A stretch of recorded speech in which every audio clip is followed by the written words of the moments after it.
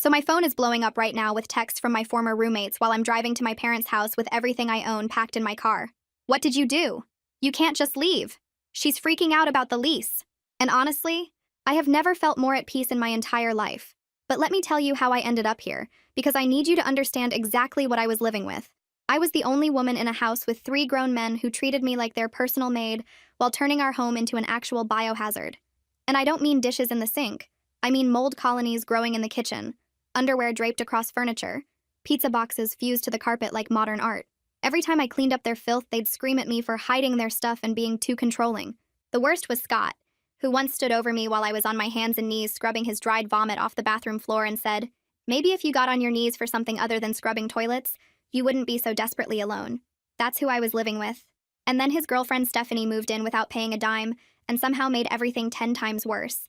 So I'm going to tell you about the night they all cornered me and told me to stop cleaning. How Scott said, "Just leave our stuff where you found it, problem solved," while they congratulated themselves like geniuses. How I smiled and said, "Okay, you got it," and then spent the next 2 weeks making them regret every single word. Because they wanted me to stop cleaning? Fine.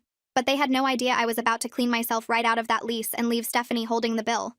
I silence my phone after the 15th text and focus on the highway ahead, my hands steady on the wheel for the first time in months. Behind me, everything I own is packed into my car, and ahead is my parents' house where I can finally breathe without inhaling the stench of rotting garbage and male entitlement. The texts keep coming through even though I can't hear them anymore, lighting up my phone screen on the passenger seat. I glance over at one point and see Scott's name appearing over and over again, followed by Pepe, then Jake, then Stephanie. The panic in their messages is almost funny now that I'm not there to deal with it. Let me back up to about 3 months ago, when I still believed I could make this living situation work through patience and reasonable communication. I'd been living with Jake, Pepe, and Scott for 8 months, and while they were slobs, I thought we'd eventually find a balance where everyone contributed equally to maintaining our shared space. I was so wrong about that, but I didn't know it yet. The bathroom incident with Scott happened on a Tuesday morning when I was already running late for work. I walked in to find his vomit from the night before dried across the toilet, floor, and wall. He'd clearly been too drunk to aim or clean up afterward. The smell hit me first, making my stomach turn, and I stood there for a solid minute just staring at the mess. I had a meeting in an hour, and I couldn't show up without showering, but I also couldn't use the bathroom in this state. I spent 40 minutes on my hands and knees scrubbing his mess because I couldn't use the bathroom otherwise, and he stood in the doorway watching me with this smirk on his face. I was using paper towels and bleach spray, gagging every few seconds, and he just leaned against the doorframe like he was watching TV. That's when he made the comment about me getting on my knees for something other than scrubbing toilets, asking if that's why I was desperately alone. I froze with the paper towels in my hand, my face probably red from anger and effort, and he just laughed and walked away. I should have moved out right then, but I was locked into a lease and couldn't afford to break it without losing my security deposit and facing penalties. Plus, I kept telling myself it was just Scott being a jerk, that the others weren't as bad, that I could handle it. I finished cleaning the bathroom, took the fastest shower of my life, and drove to work with wet hair. I was 20 minutes late to my meeting and had to lie about car trouble. The living room situation got progressively worse over the next month. Pizza boxes stacked on every surface, some of them still containing half-eaten slices that were growing fuzzy green mold. Underwear draped over furniture like some kind of disgusting decoration that nobody thought to remove. A smell that made my eyes water every time I came home from work. This mix of old food and body odor and something else I couldn't identify. I'd clean it up on my days off, spending hours just making the space livable again, and they'd destroy it within days. The cycle repeated itself over and over until I felt like I was losing my mind. Every time I organized their scattered belongings or threw away obvious trash, they'd explode at me for hiding their stuff and being too controlling. Pepe once screamed at me for 20 minutes because I'd moved his gaming controller from the kitchen counter to the coffee table, a distance of literally 6 feet. He stood over me while I was trying to eat dinner, yelling about how I had no right to touch his things, and I was making the house uncomfortable for everyone. I just sat there eating my pasta, letting him rant, because I'd learned that arguing back only made things worse. Jake was slightly better than the others, but still contributed to the mess, and never defended me when Scott got nasty. He'd just disappear into his room whenever confrontations happened, leaving me to deal with Scott's verbal abuse and Pepe's tantrums alone. Sometimes I'd hear his door click shut right as voices started getting raised, and I knew he was hiding in there until it blew over. I tried talking to him privately once, asking if he could maybe back me up sometimes, and he just shrugged and said he didn't want to get involved in drama. Then Stephanie entered the picture about 2.5 months ago, and I watched my already terrible living situation transform into an absolute nightmare. Scott announced she was staying over more, which quickly became basically living here without any discussion about rent, utilities, or household responsibilities. She showed up one Friday with 2 suitcases and just never left. Stephanie colonized our single shared bathroom with an entire drugstore's worth of products: serums, creams, makeup, hair tools, and bottles covering every available surface until there was nowhere to put my own stuff. She'd take 2-hour showers twice daily, leaving the bathroom so steamy and humid that mold started growing on the ceiling in dark patches.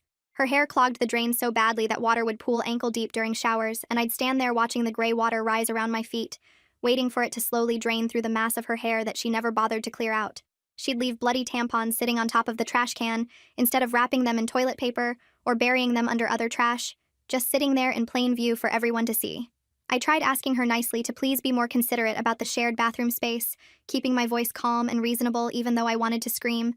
She laughed right in my face and told me I clearly had some kind of OCD problem if I was getting this worked up over normal bathroom stuff. Scott was in the hallway and heard the whole thing, and instead of staying out of it or maybe suggesting his girlfriend show some basic courtesy, he immediately jumped to her defense. He came into the bathroom and started accusing me of being jealous of his girlfriend, saying I was trying to control everyone's bathroom usage because I couldn't handle him being happy. The irony of him calling me controlling while his girlfriend literally made the bathroom unusable for everyone else was apparently completely lost on him. I stood there holding a wad of her hair I'd just pulled from the drain, my hand dripping with shower water and strands of her hair, while he lectured me about respecting boundaries. I didn't even bother arguing because what was the point? So I just dropped the hair in the trash and walked away while he was still talking. I started timing my bathroom use for when Stephanie was out or asleep, which meant setting my alarm for 5 in the morning just to shower in my own home without dealing with her mess or waiting for her to finish one of her marathon sessions. Some nights I'd wait until midnight, sitting in my room listening for sounds of activity in the hallway before making my move. Jake and Pepe complained about her too, but only to me privately when Scott wasn't around, whispering their frustrations about the bathroom situation and how she was making everything worse. Jake told me one night that he'd started going to the gym just to shower there because it was easier than dealing with the bathroom at home. Pepe admitted he was showering at his girlfriend's place most nights, but neither of them would ever say anything to Scott's face because they were too scared of confrontation. So I was stuck being the only one willing to speak up and getting labeled as the problem for it. The final straw came 3 weeks ago, during what I now think of as the confrontation. I'd spent my entire Saturday cleaning the common areas because we were approaching actual health hazard levels of filth, and I couldn't live like that anymore, even if they could.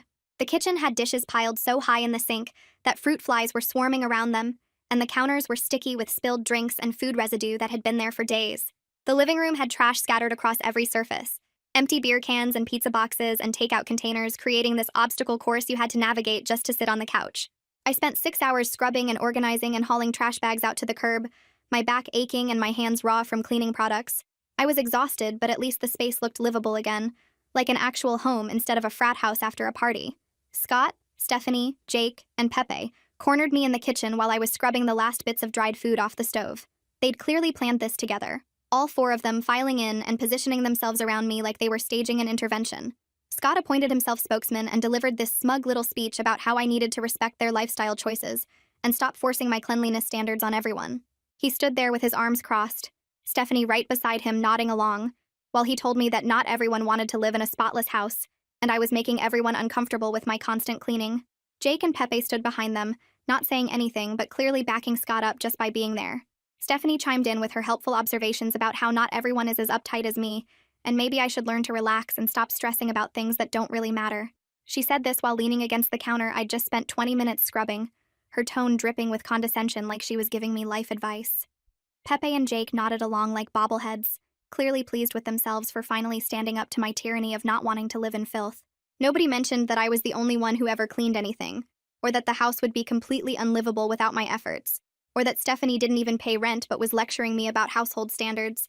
Then Scott delivered the line that sealed his fate, the words that would end up being his biggest mistake. He said if I was so tired of cleaning up after them, I should just leave their stuff where I found it and problem solved. They all agreed enthusiastically, congratulating themselves on this brilliant compromise that would end all household tension. Stephanie actually clapped her hands together like they'd just solved world peace. Jake looked relieved, probably thinking this meant he could keep being a slob without feeling guilty about it. Pepe grinned and said this was perfect, that everyone could just do their own thing now. I looked at their expectant faces, all of them so proud of putting me in my place, and I smiled. The smile felt strange on my face, tight and controlled, but I held it while I said, "Okay, you got it," in the sweetest voice I could manage. I meant every single word, just not in the way they thought I meant it. They wanted me to leave their stuff alone, to stop cleaning up after them, to let them live in their own mess. Fine.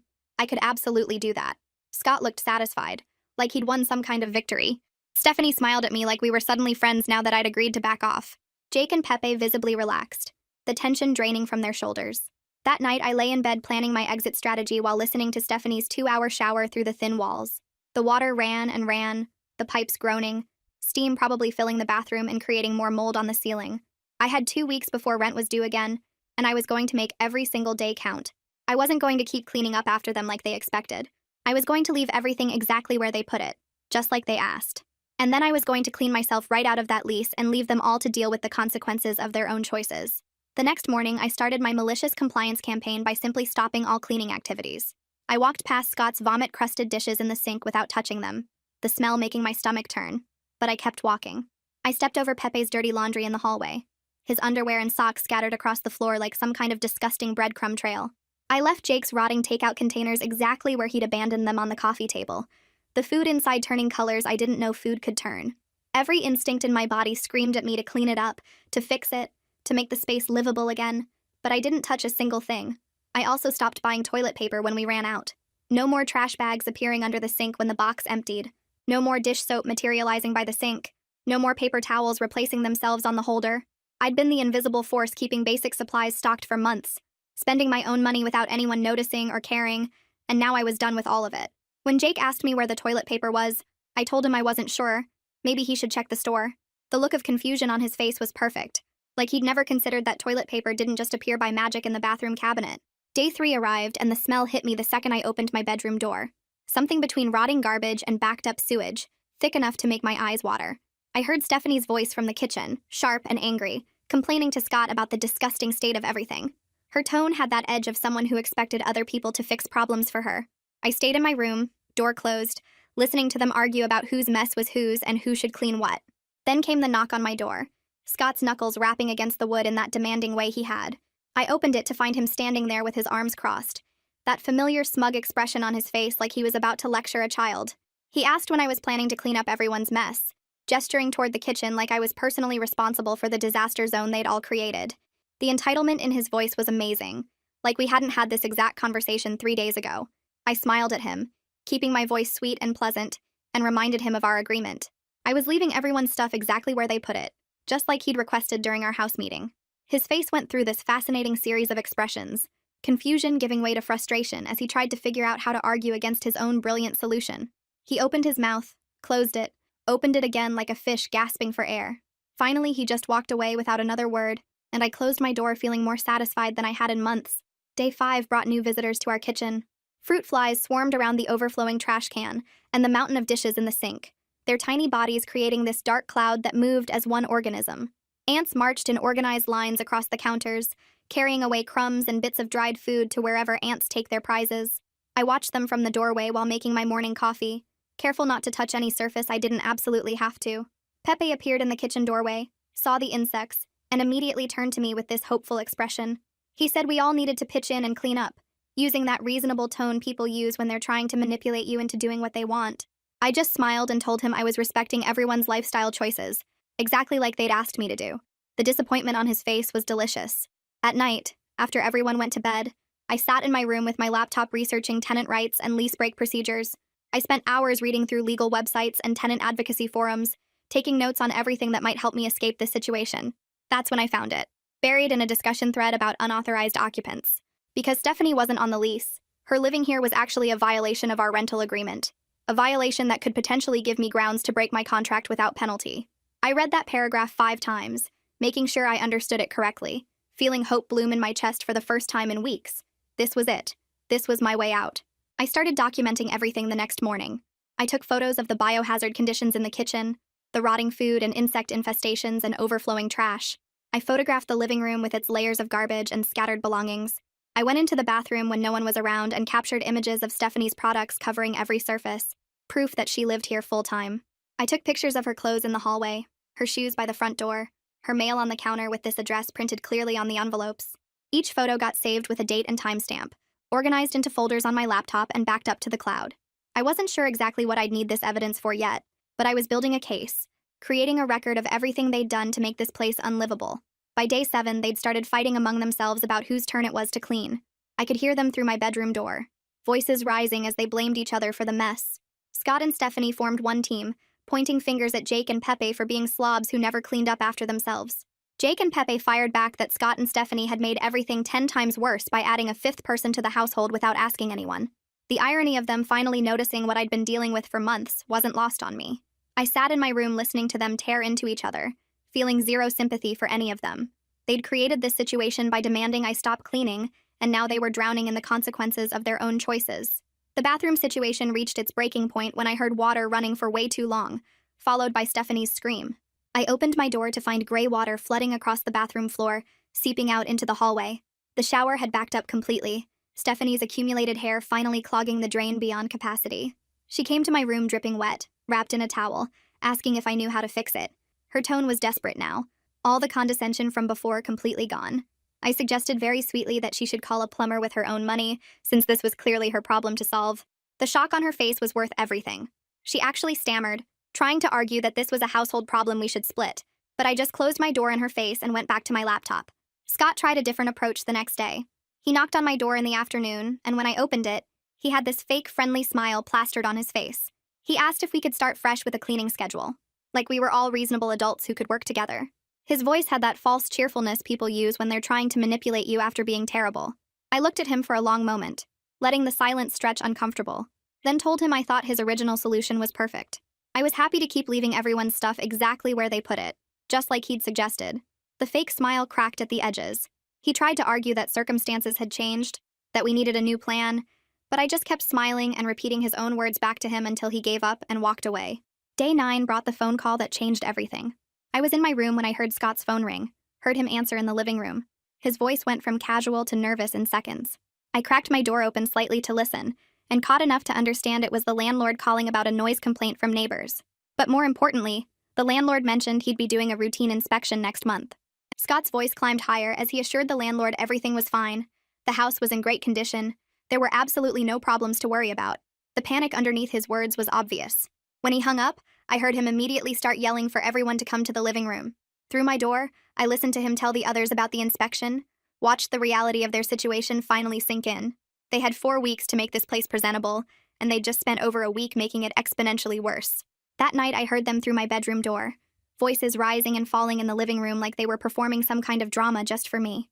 Scott's voice carried the loudest, talking about the inspection and how they needed to get their act together before the landlord showed up. Stephanie suggested hiring a cleaning service, and there was this long pause where I could practically hear them all calculating costs in their heads.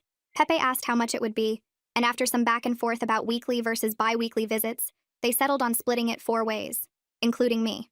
I smiled in the dark, wondering how long it would take them to actually present this brilliant plan. The next morning, Scott knocked on my door before I'd even finished my coffee. He had this fake friendly expression on his face, the same one he used whenever he wanted something from me. He explained they'd found a cleaning service that would come once a week, and we'd each pay a quarter of the cost, maybe $40 a month per person. He waited for my reaction like he'd just solved world hunger. I took a sip of coffee, let him stand there sweating for a minute, then told him I'd consider it only if we made it official with paperwork. His face went through this interesting journey from confident to confused to annoyed, but he agreed. After all, what could possibly go wrong with a simple cleaning service agreement? I spent that evening at my laptop drafting the document. I kept it simple on the surface, just a basic agreement about hiring a cleaning service and splitting costs 4 ways.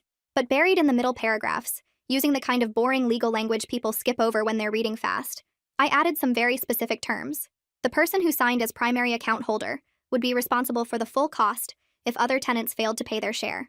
That same person would also be listed as the primary contact for all household matters and would serve as the liaison between tenants and service providers. I read it over 5 times, making sure it looked innocent enough that someone skimming quickly wouldn't catch the implications. It was perfect. I printed it out the next morning and left it on the kitchen counter with a sticky note attached. The note said I'd be happy to sign once someone else signed as primary account holder, since I didn't want that responsibility. I went to work feeling lighter than I had in weeks, knowing exactly what would happen next. When I got home that afternoon, the document was gone from the counter. I found it later that evening in the living room, and there was Stephanie's signature scrawled across the primary account holder line in purple ink.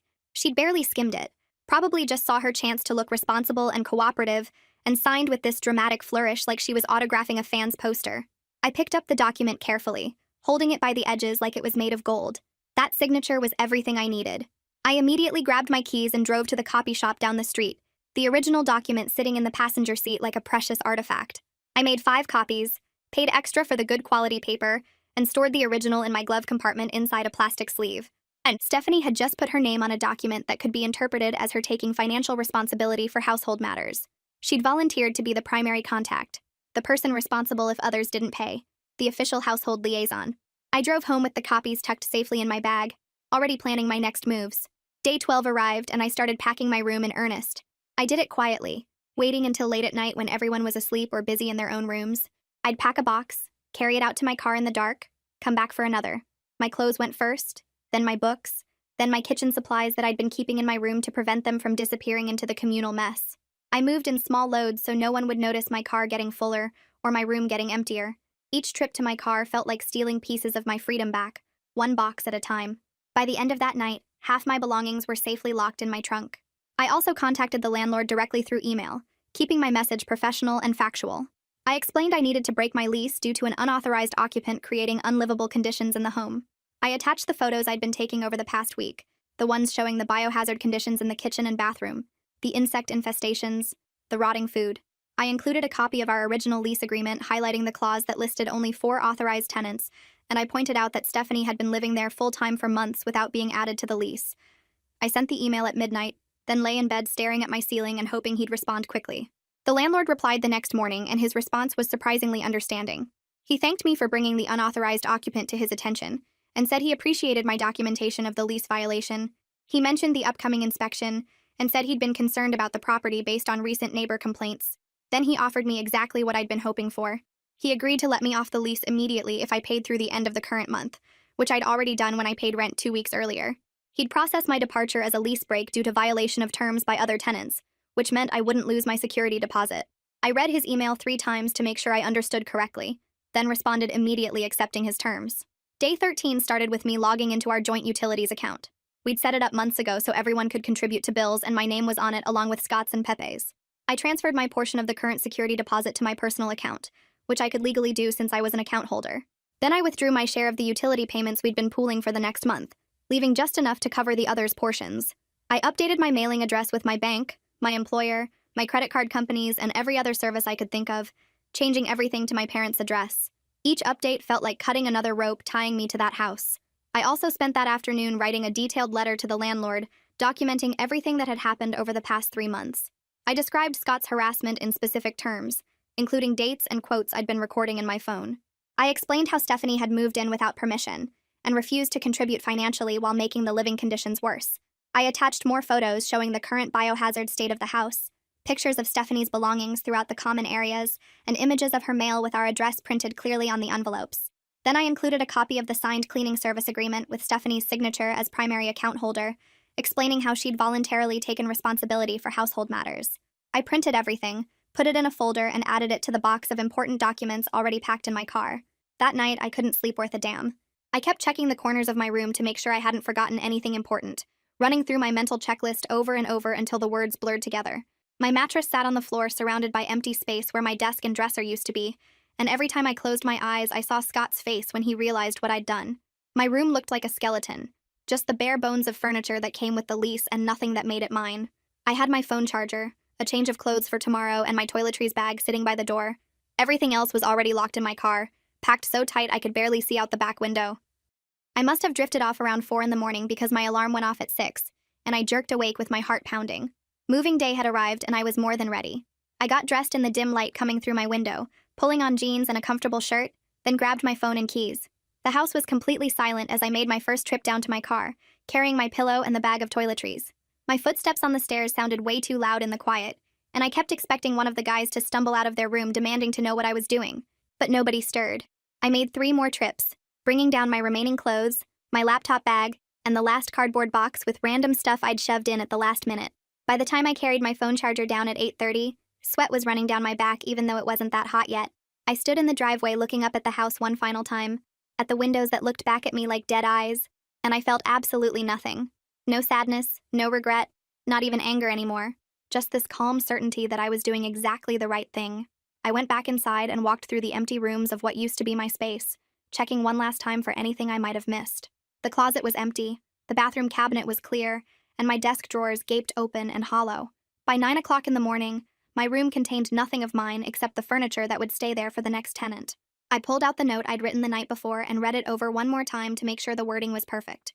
The kitchen counter was covered in dirty dishes and food wrappers, exactly the kind of mess I used to clean up every single day, and I set my keys down right in the middle of it all. I placed the note next to the keys, folded once so the writing showed clearly. The note explained everything they needed to know about their new situation, how Stephanie was now the primary account holder responsible for household matters, how I'd informed the landlord about the unauthorized occupant, and how I wished them the best of luck dealing with the consequences of their own choices. I read it 3 times, smiled at how perfectly polite and professional it sounded, then turned and walked out the front door without looking back. My hands shook a little as I started my car, but it was excitement rather than nerves. I was actually doing this. I was actually leaving. I backed out of the driveway slowly, taking my time, and I was halfway down the street when my phone started going crazy. The buzzing was so constant it sounded like an angry hornet trapped in my cup holder. I glanced down at the screen and saw Scott's name flash up, then Pepe, then another call from Scott, then one from Jake. I let them all go to voicemail and kept my eyes on the road. They could panic all they wanted. I had nothing to say to any of them. My phone buzzed again with a text notification, then another, then 5 more in rapid succession. I reached over and turned the sound off completely, then focused on getting to the highway. The morning traffic was light and the sun was bright in my rearview mirror, and I turned on the radio just to have something other than my thoughts filling the car. I merged onto the highway and my phone screen lit up with another incoming call. This time it was Stephanie. I watched her name flash on the screen until the call went to voicemail, then immediately another call came through from Scott. The texts were piling up so fast my phone was having trouble keeping up. I finally grabbed it at a red light and opened the group chat we all shared for house stuff. The messages were coming in so quick I could barely read them before new ones appeared. Scott had sent about 8 messages in a row, each one more frantic than the last, demanding to know what I'd done and where I was going. Stephanie sent a string of messages claiming she never signed anything important, and this was all some kind of trick. Pepe was sending skull emojis and angry faces like that was going to make me turn around. Jake sent a long paragraph about how I was screwing him over when he'd never done anything that bad to me. I scrolled through them all without responding, watching the panic unfold in real time across my screen. The desperation was almost funny. These were the same people who'd cornered me 2 weeks ago telling me to stop cleaning, who'd congratulated themselves on putting me in my place, who'd treated me like their personal maid for months. Now they were losing their minds because I'd actually listened to them. Scott's next message was this massive wall of text about how I was abandoning them in their time of need, how they couldn't possibly afford the rent without my share, how I was being selfish and cruel. He kept using words like betrayal and backstabbing, like I owed them something after months of abuse. Stephanie sent 3 messages in a row insisting the document she signed meant nothing, that she never agreed to be on any lease, that I'd tricked her into signing something she didn't understand. I almost laughed out loud at that one. She'd signed it without even reading it properly because she was too busy trying to look responsible and mature. That was on her, not me. The document was perfectly clear if you actually bothered to read past the first paragraph. She'd volunteered to be the primary account holder, to take responsibility for household matters, to be the main contact person. Every word of it was right there in black and white with her signature at the bottom. Jake's messages were trying a different approach, going for the guilt trip angle. He kept saying how he and Pepe weren't even that bad compared to Scott, how they'd tried to be decent roommates, how I was punishing them for Scott's behavior. He conveniently forgot all the times he'd left rotting food in the living room, or screamed at me for moving his stuff, or disappeared into his room whenever Scott was harassing me instead of saying a single word in my defense. Pepe just kept sending threats about taking me to small claims court, like he had any legal ground to stand on. I was off the lease legally. I'd paid through the end of the month and I had documentation of everything they'd done wrong. Good luck finding a lawyer who'd take that case. The messages kept coming as I drove, my phone lighting up over and over with new notifications, but I didn't respond to any of them. I finally decided to send one message to the group chat, just to make my position crystal clear. I typed it out carefully while stopped at another red light, making sure every word was exactly what I wanted to say. The message reminded them that they were the ones who told me to leave their stuff where I found it, that I was simply following their instructions by leaving all of them exactly where I found them, sitting in their own mess. I added a cheerful reminder about the inspection coming up next month, and wished them good luck dealing with it. Then I hit send and watched the message appear in the chat. The response was immediate. Scott started typing, then Stephanie, then Jake, all of them trying to respond at once. But I didn't wait to see what they said. I went into the settings and muted the entire group chat so I wouldn't get any more notifications. The sense of relief that washed over me was incredible. I turned up the music, rolled down my window to let the warm air blow through the car, and for the first time in months I felt genuinely light. My phone kept lighting up silently with new messages, the screen glowing every few seconds as they continued to panic and argue and threaten. But I couldn't hear the notifications anymore, and I didn't care what they were saying. They could send 1,000 messages, and it wouldn't change anything. I was gone. I was free. and they were stuck dealing with the consequences of treating someone like garbage for months on end.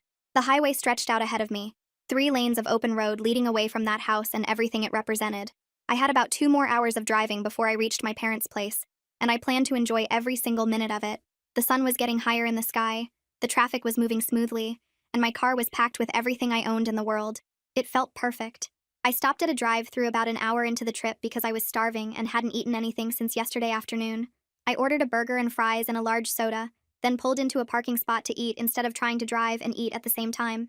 My phone was still lighting up constantly on the passenger seat, and curiosity finally got the better of me. I unmuted the group chat just to see what fresh drama had unfolded while I was driving. The messages had multiplied like rabbits, everyone talking over each other and arguing and blaming everyone else. But buried in the middle of all that chaos was something interesting. Stephanie had apparently called the landlord in a panic, trying to explain that she didn't really live there, and the document was fake and I'd tricked her. The landlord had very calmly informed her that I was officially off the lease as of this morning, that she was now listed as an unauthorized occupant living in the property, and that she needed to either get officially added to the lease or move out immediately. Scott was absolutely losing his mind over this development, sending message after message about how this was all my fault, and I'd ruined everything. The landlord had also reminded them that the property inspection was scheduled for next month, and the house needed to pass, or they'd all face eviction for violating the terms of their lease.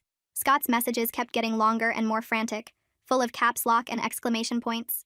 He sent one that was just a wall of text about how this was all my fault, how I'd orchestrated some elaborate scheme to destroy their lives, how he was going to sue me for breach of contract. The funny thing was, he didn't even understand what had happened. He kept saying I'd tricked Stephanie into signing something illegal, like the document was some kind of forgery instead of just a simple agreement she'd signed without reading properly. Pepe jumped in with his own rant about how they were all going to take me to court together, how I'd pay for abandoning them. Jake's messages were still trying the guilt angle, saying I was ruining his life over something Scott did, like he hadn't been part of the problem the whole time. I scrolled through it all without responding, watching them spiral into panic and blame.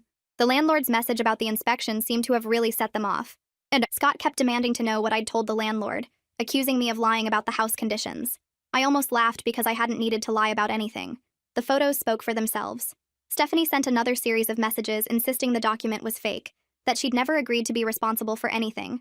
She kept saying she was going to show it to a lawyer who would prove it wasn't legal. Good luck with that, I thought. She'd signed it voluntarily with her full name and the date right there in black ink. The fact that she hadn't bothered to read past the first paragraph wasn't my problem. I finished my burger and got back on the highway, leaving my phone on the passenger seat where it continued lighting up every few seconds.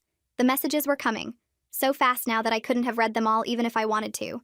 Scott was apparently having a complete breakdown in the group chat, sending message after message without waiting for anyone to respond. I could see his name appearing over and over on my screen, each notification adding to the pile. The sun was starting to get lower in the sky as I drove, painting everything orange and gold. I had another hour and a half before I reached my parents' house, and I spent it listening to music and feeling genuinely peaceful for the first time in months. No more walking on eggshells, no more cleaning up after grown men who should know better, no more dealing with Scott's harassment or Stephanie's entitlement. I was free and they were stuck dealing with the mess they'd created. When I finally unmuted the group chat again at a rest stop, I discovered they'd moved from panic to fighting with each other. Stephanie was screaming at Scott in all caps about how this was his fault for telling me to stop cleaning. Scott was blaming Jake and Pepe for not stopping me from leaving. Pepe was saying they should have kicked me out months ago instead of putting up with my attitude. Jake was still trying to be the voice of reason, suggesting they all calm down and figure out a solution together. But the solution was pretty obvious and none of them wanted to face it. Without me paying a quarter of the rent, they were short several $100s every month. Without Stephanie officially on the lease paying her share, they were even more short. And with the inspection coming up, they were going to have to pay for professional cleaning or face eviction. The numbers just didn't work in their favor anymore. I sent one more message to the group chat before muting it again. I reminded them that they'd told me to leave their stuff where I found it, that I was just following their instructions. I added that I hoped they enjoyed dealing with the consequences of their own decisions, and wished them luck with the inspection. Then I put my phone away and got back on the road. The last hour of the drive went by quickly. I pulled into my parents' driveway just as the sun was setting, my car packed full of everything I owned. The group chat had exploded again while I was driving, but I didn't even look at it this time. I could see through the living room window that my mom was already coming to the door, and the relief I felt seeing her was overwhelming. She came outside and took one look at my face, and without saying a single word, she just pulled me into a hug. She didn't ask what happened or why I was there or what I was going to do next. She just held me for a minute while I stood there feeling all the tension drain out of my body. Then she stepped back and said, "Dinner would be ready in about an hour and we should get my stuff inside before it got dark." We spent the next 40 minutes carrying boxes from my car to my old bedroom. My dad came out to help after the first few trips, and between the three of us, we got everything unloaded pretty quickly. My old room looked exactly the same as when I'd left for college, with my posters still on the walls and my bookshelf still full of books from high school. It felt strange being back there, but also safe in a way that house had never felt.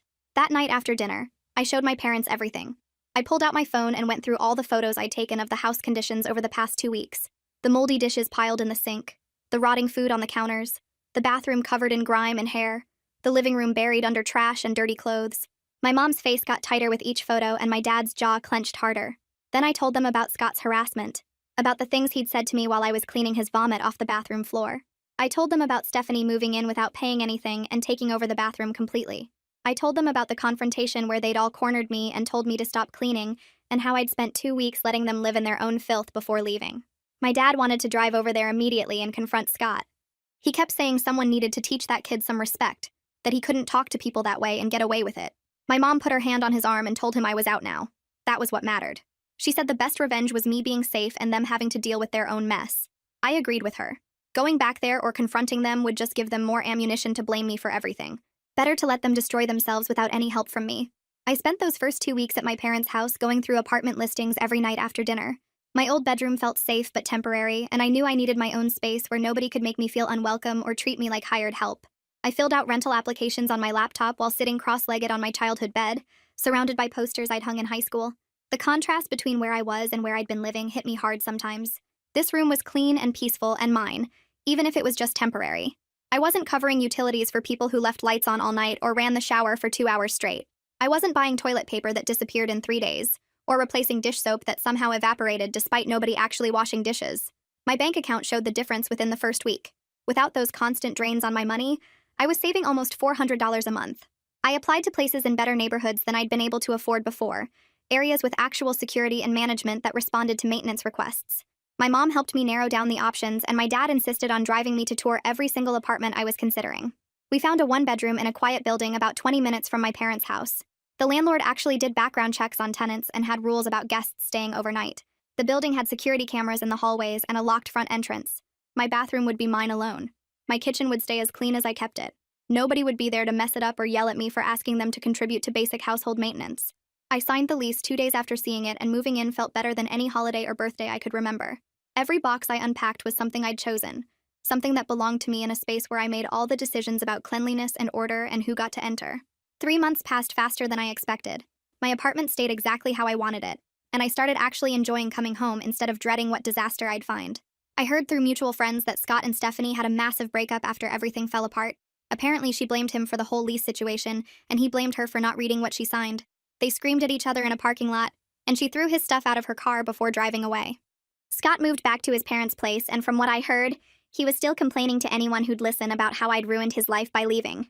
I sat in my clean apartment with my feet up on my own couch, no moldy dishes in my sink and no underwear draped over my furniture, feeling absolutely zero regret about any of it.